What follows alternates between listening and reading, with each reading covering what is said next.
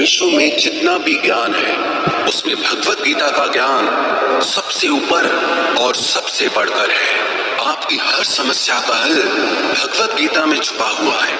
आपके हर प्रश्न का उत्तर आपको भगवत गीता में मिलेगा। जिसे भी भगवत गीता का ज्ञान समझ में आ गया वो जिंदगी की बड़ी से बड़ी समस्या को भी हंसते हंसते पार कर जाएगा। सारे वेद शास्त्रों का सार भगवत गीता के ज्ञान में समाया है। सर्वो उपनिषदो गावो दोग्धा गोपाल नंदन पार्थो वत्स सुधीर भोक्ता दुग्धम गीतामृतम महत। इस श्लोक का अर्थ है कि सारे उपनिषद गायों का रूप है। सर्वो उपनिषदो गावो दोग्धा गोपाल नंदन, उन उपनिषद रूपी गायों को दोहने वाले स्वयं गोपाल नंदन श्री कृष्ण हैं। पार्थो वत्स सुधीर भोक्ता, और अर्जुन वो बछड़ा है जिसे श्री कृष्ण ने गीता का वो ज्ञानामृत पिलाया था। श्रीमद् भगवत गीता में कुल 18 अध्याय हैं और 700 श्लोक हैं। आज हम उसी श्रीमद् भगवत गीता के 18 अध्यायों की 18 शिक्षाओं के बारे में चर्चा करेंगे। जो भी इन 18 शिक्षाओं को समझ लेगा उसे जिंदगी का सारा ज्ञान समझ में आ जाएगा, जिंदगी का सार समझ में आ जाएगा। श्रीमद् भगवत गीता की पहली शिक्षा यह है कि सच्चा इंसान झूठे इंसान से तब तक नहीं जीत सकता जब तक वो झूठ, अन्याय और गलत के खिलाफ खुद लड़ने के लिए खड़ा नहीं होता। कई लोग कहते हैं कि आज के जमाने में झूठा जीत जाता है और सच्चा हार जाता है, लेकिन ये सच नहीं है। झूठा इसीलिए जीत जाता है क्योंकि सच्चा इंसान अपने प्रति होने वाले अन्याय के खिलाफ आवाज ही नहीं उठाता। अगर सच्चा इंसान अपनी आवाज नहीं उठाएगा तो लोग झूठे इंसान की आवाज को ही सच समझ लेंगे।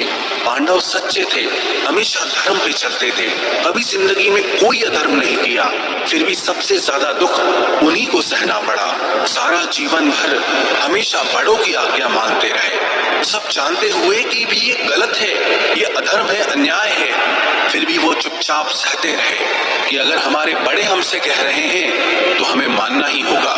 बचपन से लेकर उन्हें हमेशा अधर्म और अन्याय का ही सामना करना पड़ा, जबकि उन्होंने कभी कुछ गलत काम नहीं किया, हमेशा सच के रास्ते पर चले, लेकिन फिर भी बदले में उन्हें सिर्फ दुख ही मिला, तकलीफ ही मिली। उसका कारण ये था कि वो अपने प्रति होने वाले अन्याय को, अधर्म को हमेशा चुपचाप सह लेते थे, लेकिन सहते सहते सहते एक दिन जिंदगी में ऐसा आया कि उन्हें उस अधर्म के खिलाफ आखिर में खुद खड़ा होना ही पड़ा, उस अन्याय के खिलाफ लड़ना ही पड़ा, हथियार उठाने ही पड़े।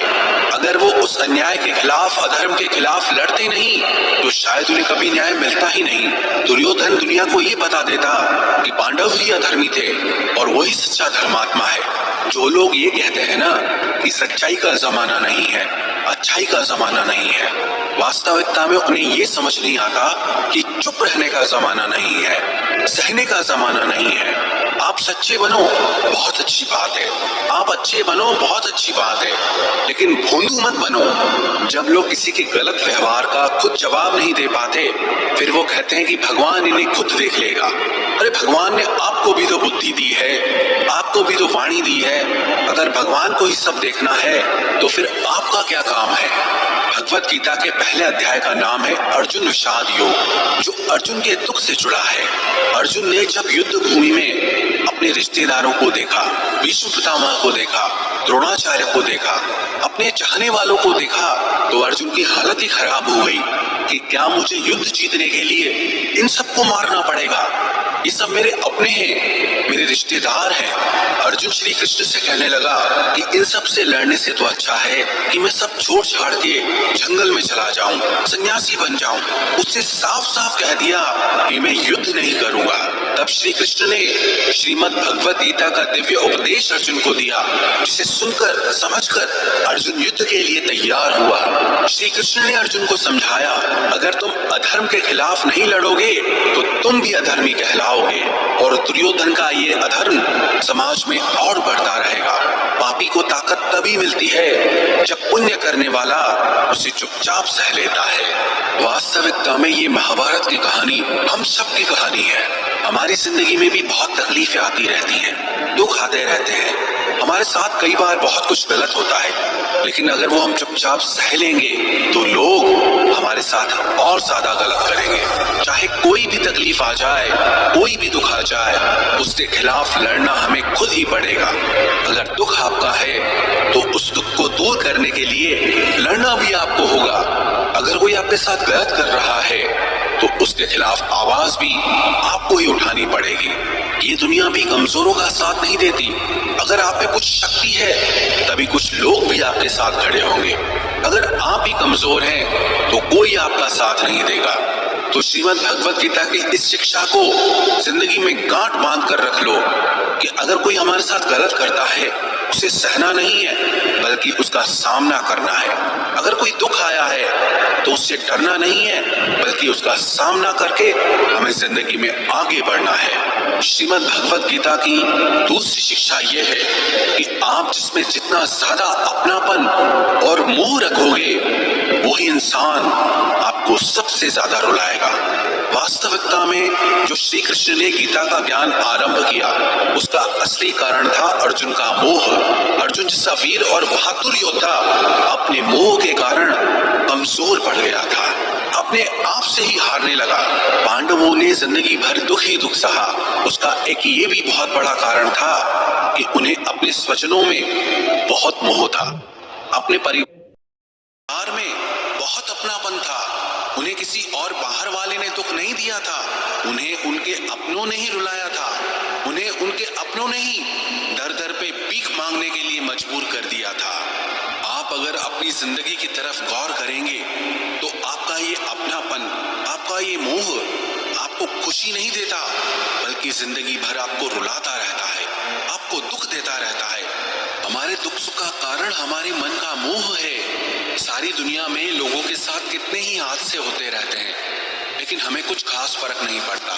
बस जैसे एक ब्रेकिंग न्यूज सुन ली कि यहाँ तूफान आ गया, कहीं आंधी आ गई, कहीं लोग मर रहे हैं, बस 2 मिनट के लिए लगता है, फिर किसी को याद भी नहीं रहता कि क्या हुआ है। लेकिन जिसे हम अपना मानते हैं उसे जरा सी चोट आ जाए, अगर उसे कुछ हो जाए तो दिल को बहुत तकलीफ होती है। दुनिया के व्यवहार का हमें इतना दुख नहीं होता जो अपनों के गलत व्यवहार का हमें दुख होता है।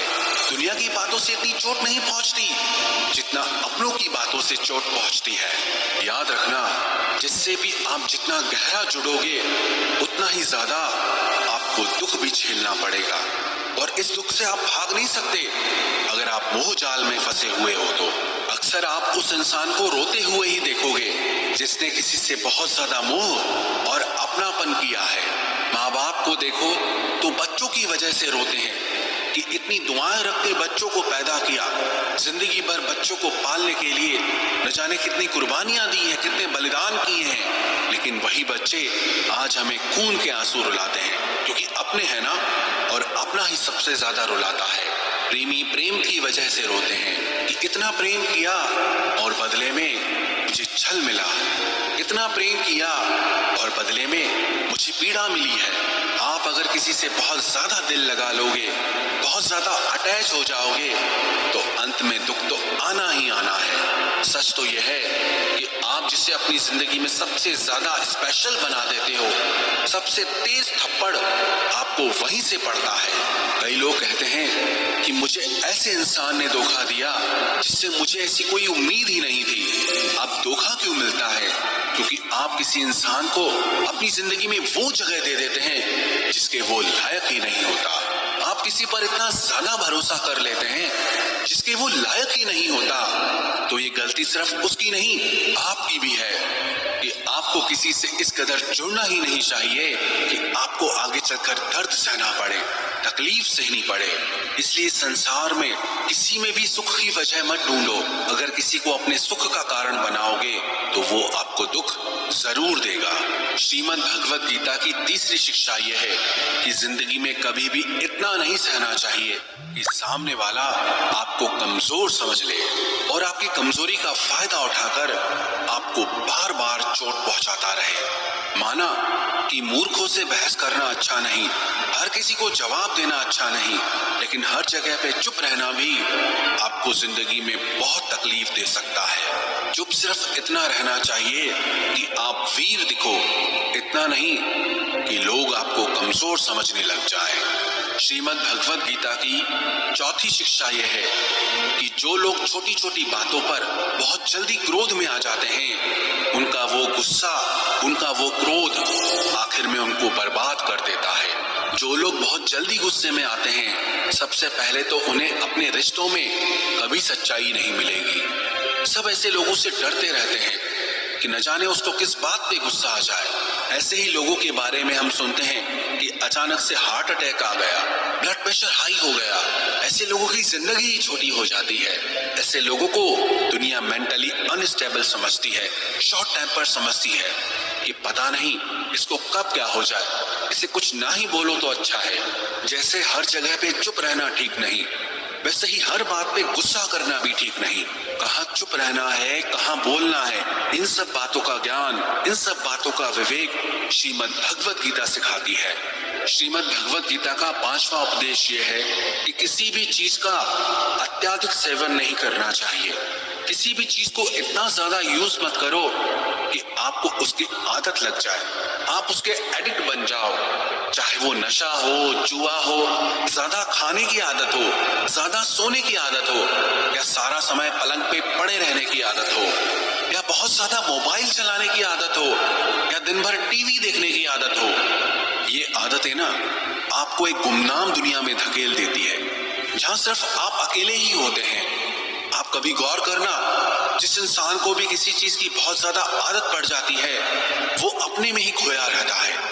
कई लोग मोबाइल में इतने डूबे रहते हैं, उन्हें होश ही नहीं रहता कि बाहर की दुनिया में हो क्या रहा है, मेरे आसपास क्या हो रहा है। किसी चीज का उपयोग करने में और किसी चीज की आदत लगा देने में बहुत अंतर होता है, और यही विवेक आपको जिंदगी में रखना है।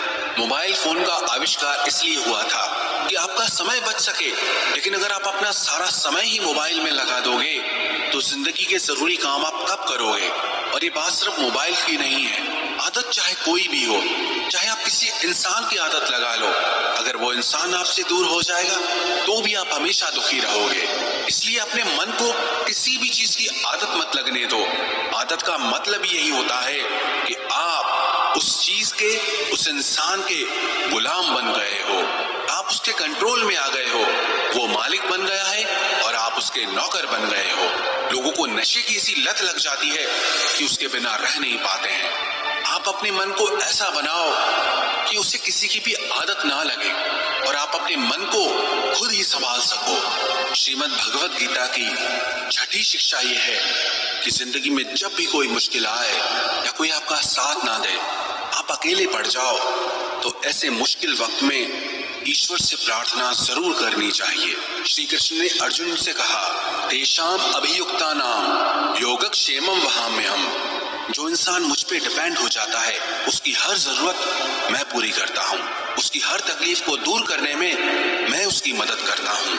कई लोगों को ये सब बातें बेबुनियाद लगती है, इनका कोई अर्थ उन्हें समझ नहीं आता, और जो लोग मुश्किल वक्त में प्रार्थना करते हैं उन्हें इसका मतलब पता होता है। जिन लोगों ने अपनी तकलीफ के समय में एक चमत्कारी सहायता प्राप्त की है, उन्हें पता होता है कि जब हम मुश्किल में होते हैं तो ईश्वर से की गई प्रार्थना हमारा कितना साथ देती है। लेकिन सच्चे दिल से अगर आप प्रार्थना करोगे तो वो ईश्वर आपका साथ जरूर देगा। कई लोग कहते हैं कि हम प्रार्थना में जो मांगते हैं वो हमें मिलता ही नहीं है। आप प्रार्थना कर रहे हो या भीख मांग रहे हो, प्रार्थना का मतलब होता है कि हे ईश्वर, मुझे शक्ति दो ताकि मैं अपने दुखों से लड़ पाऊं, उनसे बाहर निकल पाऊं, जिंदगी की मुश्किलों को पार करके आगे बढ़ सकूं। प्रार्थना का सीधा सा मतलब यही है, आपको आपके दुखों से पार निकलने का मार्ग दिखाते हैं, दुखों से पार निकलने की शक्ति देते हैं, और कई बार तो न जाने किस रूप में आकर के आपकी सहायता भी कर देते हैं। कई लोग तो हैरान रह जाते हैं कि जब हम तकलीफ में थे, न जाने कौन इंसान आया और आकर के हमारी मदद करके चला गया। जहां हमारे अपनों ने भी हमसे मुंह फेर लिया था, कोई अजनबी आकर के हमारी मदद करके चला गया। ये सब आपकी प्रार्थनाओं का फल होता है कि जब आप तकलीफ में होते हैं तो वो ईश्वर आप तक वो सहायता किसी न किसी तरह से पहुंचा ही देते हैं। इसलिए जिंदगी में जब भी कोई मुश्किल वक्त आए उस समय पे ईश्वर को प्रार्थना जरूर करनी चाहिए। श्रीमद् भगवत गीता की 7वीं शिक्षा वो बहुत प्रसिद्ध है, जिसे सब लोग कहते सुनते रहते हैं, लेकिन उसका अर्थ किसी को समझ नहीं आता कि कर्म करो और फल की चिंता मत करो। इसका मतलब ये नहीं है कि जो मन में आए करते जाओ और कहो कि जो होगा देखा जाएगा, अभी तो मजे कर लो। गीता में ही तो लिखा है कि कर्म करो और फल की चिंता मत करो। फिर चाहे किसी के साथ गलत कर दो, चाहे चोरी कर दो, चाहे कोई पाप कर दो, लेकिन इस शिक्षा का ये मतलब नहीं है और ना ही शिक्षा का ये मतलब है कि आप किसी काम को लगातार करते रहो, चाहे उसका कुछ रिजल्ट निकले या ना निकले, क्योंकि गीता में ही तो लिखा है कि कर्म करते रहो, फल की चिंता मत करो। किसी बात को सुनना और उसे समझना दोनों बहुत अलग बातें होती हैं। कर्म करो और फल की चिंता मत करो, इसका अर्थ यह है कि अगर आप किसी के लिए कुछ करते हैं तो बदले में उससे कोई उम्मीद मत रखो, क्योंकि जब आप किसी से उम्मीद लगा लेते हैं कि मैंने इसके लिए इतना किया है तो ये भी मेरे लिए करेगा या मेरे मुश्किल वक्त में काम आएगा, लेकिन आपकी मुश्किल वक्त में वो इंसान आपकी उम्मीद तोड़ देता है। ये दुनिया बहुत अजीब है। आप किसी के लिए कुछ भी कर लो, लेकिन आजकल के लोग किसी के एहसान को बहुत जल्दी भूल जाते हैं। वास्तविकता में आप जैसा लोगों को समझते हो, लोग वैसे होते नहीं हैं। आप अगर किसी की मदद करते हो या उसका साथ देते हो तो आजकल के जमाने में किसी से भी ये उम्मीद मत रखना कि वो भी आपका साथ देगा। इसीलिए गीता में ये उपदेश दिया गया है कि कर्मण्येवाधिकारस्ते मा फलेषु कदाचन, कि आपका अधिकार सिर्फ कर्म करने का है, उसके फल पे आपका अधिकार नहीं। जो आपने किया उसका बदले में क्या रिजल्ट आएगा आप उससे कंट्रोल नहीं कर सकते। इसका यही मतलब है जब आप किसी काम को करते हो और इंतजार करने लग जाते हो कि मैंने इतना किया, अभी तक कोई रिजल्ट ही नहीं आ रहा है, लेकिन बदले में कुछ हो ही नहीं रहा है, तो अगर आप कुछ अच्छे कर्म करते हो तो चिंता मत करो कि अभी तक हुआ क्यों नहीं है, कब मेरे दिन बदलेंगे, कब मेरी जिंदगी बदलेगी। अगर इस चिंता में आप डूब जाओगे तो आपके कर्म का कोई अर्थ ही नहीं रह जाता है। लेकिन अगर आप अच्छे कर्म करते रहोगे तो उसका अच्छा फल आपको एक दिन जरूर मिलेगा। और कोई अगर बुरा कर्म करता है तो उसका फल भी आज नहीं तो कल उसे जरूर मिलेगा। श्रीमद् भगवत गीता का 8वां उपदेश यह है कि नेगेटिव लोगों की बातों पे कभी रिस्पॉन्ड नहीं करना चाहिए। जो लोग हमेशा नेगेटिव ही बोलते हैं, नेगेटिव ही सोचते हैं, ऐसे लोगों के साथ कभी बहस नहीं करनी चाहिए। जब आप नेगेटिव लोगों के साथ बहस में उलझ जाते हैं तो वो आपकी पॉजिटिव एनर्जी खींच लेते हैं और अपनी नेगेटिव एनर्जी आपको दे जाते हैं। आप महसूस करना, किसी भी नेगेटिव इंसान से बहस करने के बाद आपका मन भारी हो जाएगा। आप खुद को दुखी और परेशान महसूस करेंगे, क्योंकि आपकी पॉजिटिव एनर्जी वो लेके चला गया और अपनी नेगेटिव एनर्जी वो आपको देकर चला गया। तो जो इंसान हमेशा सबके लिए बुरा ही बोलता है, हमेशा सबके लिए बुरा ही सोचता है, ऐसे लोगों को पागल समझकर उन्हें छोड़ देना चाहिए। ऐसे लोगों से बहस करके आपको सिर्फ तकलीफ ही मिलेगी और कुछ नहीं मिलेगा। श्रीमद् भगवत गीता का 9वां उपदेश है कि जिंदगी में कभी किसी के भरोसे मत बैठे रहना कि ये मेरे काम आएगा, ये बुरे वक्त में मेरा साथ देगा, ये मुश्किल समय में मुझे संभाल लेगा। जो लोग किसी के आसरे बैठे रहते हैं ना, वो मुश्किल समय में हमेशा अकेले हो जाते हैं। इस दुनिया में कोई किसी का सगा नहीं है। हम रोज लोगों की कहानियां सुनते हैं कि अपने ही अपनों को चोट पहुंचा रहे हैं, मुश्किल वक्त में अपने ही अपनों को छोड़ के चले जा रहे हैं। तो भी अगर आपकी आंखें नहीं खुलती, आपको समझ नहीं आता, तो आप भी उसी दुख के रास्ते पे जा रहे हैं जहां सारी दुनिया जा रही है। लोग न कभी किसी का सहारा बने हैं न बन सकते हैं। आपका सहारा या तो आप स्वयं हैं या वो ईश्वर है। इसलिए अपने अलावा कभी भी किसी को अपना सहारा समझकर नहीं बैठना चाहिए।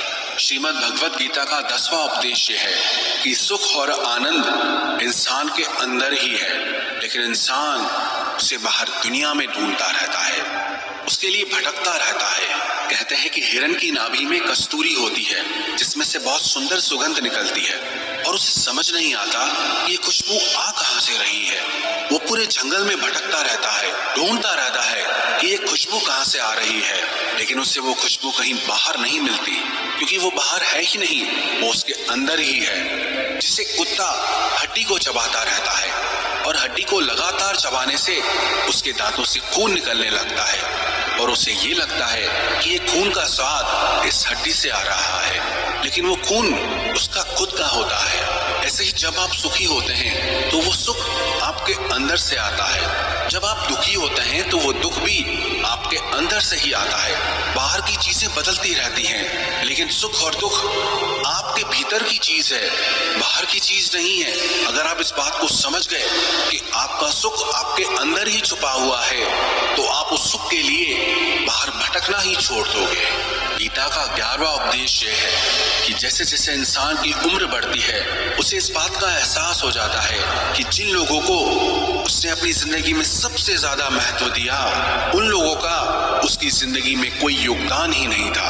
आप जिन लोगों को इंपॉर्टेंस देते रहते हैं, बहुत वैल्यू देते रहते हैं, उन्हें कोई फर्क नहीं पड़ता कि आपकी लाइफ में क्या हो रहा है या आप किस दौर से गुजर रहे हैं।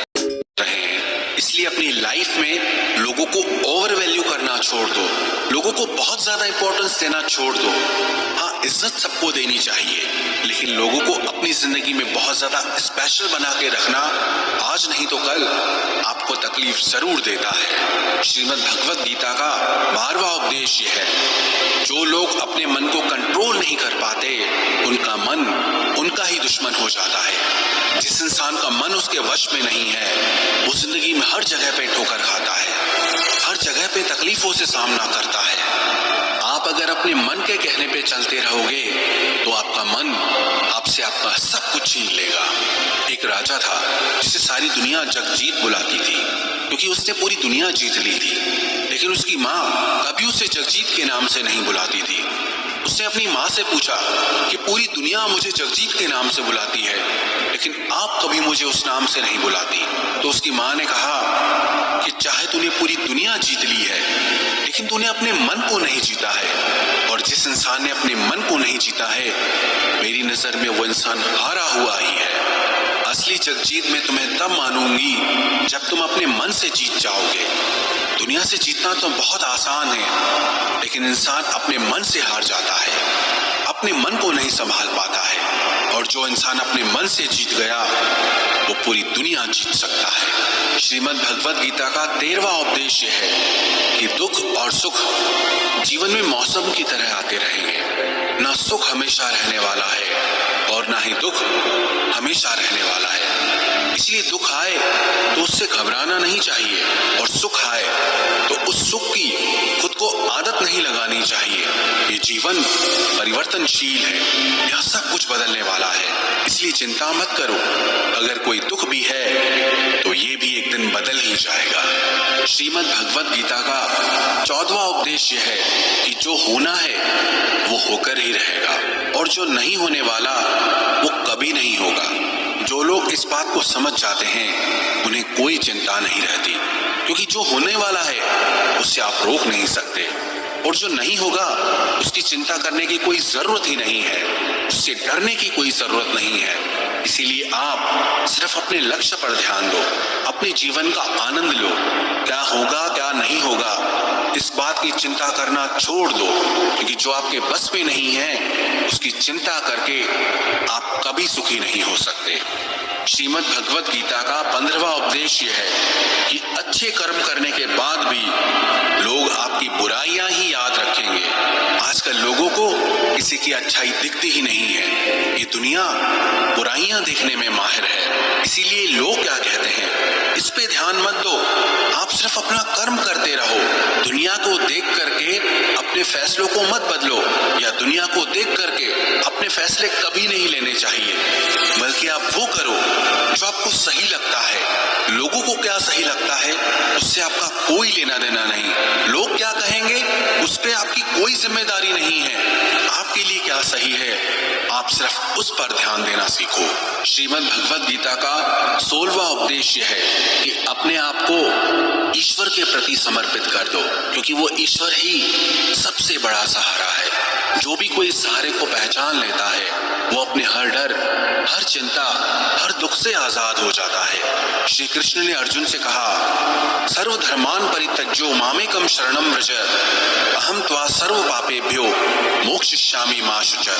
कि हे अर्जुन, तू सब कुछ छोड़ करके मेरे पास आ जा, मैं तेरी हर तकलीफ को दूर कर दूंगा, तुझे हर वो चीज दूंगा जो तुझे चाहिए।